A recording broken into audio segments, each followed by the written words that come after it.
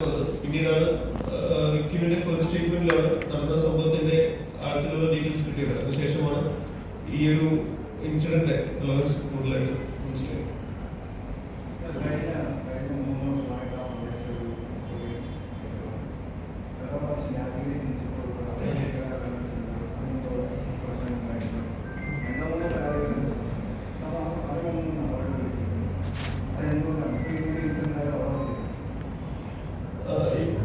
താങ്കൾ ഒരു പറഞ്ഞ ഡീറ്റെയിൽസ് എന്റെ അറിവില്ല, ചെക്കില്ല.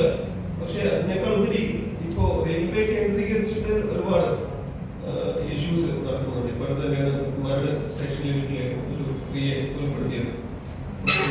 മാസങ്ങളോളം ഒഴുകിയ ഒരു ബോഡി റെയിൽവേ പോലീസിന് കിട്ടി. അതുപോലെ ഒരുപാട് ബ്ലാക്ക് സ്പോട്ട്സ് റെയിൽവേ ഏരിയയിലുണ്ട്. അത് കേന്ദ്രീകരിച്ചിട്ട് എങ്ങനെ സുരക്ഷിതമായിട്ടുള്ള ഇടങ്ങളാക്കാൻ പറ്റുമെന്നാണ് ഇപ്പോൾ സിറ്റി പോലീസ്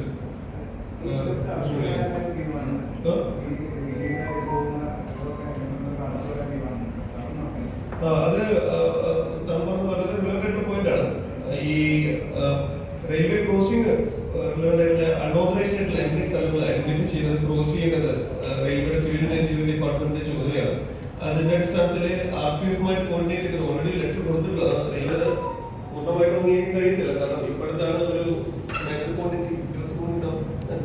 ഇന്ത്യയുമായിട്ട് പിടിച്ചിട്ടുള്ളത്. അതുപോലെ തന്നെ ലാസ്റ്റത്തെ ഡീറ്റെയിൽസ് നോക്കുകയാണെങ്കിൽ സംസ്ഥാനത്ത് തന്നെ ഏറ്റവും കൂടുതൽ ഈ ലഹരി വസ്തുക്കൾ പിടിക്കുന്ന ഒരു ഡിപ്പാർട്ട്മെന്റ് അല്ലെങ്കിൽ ഒരു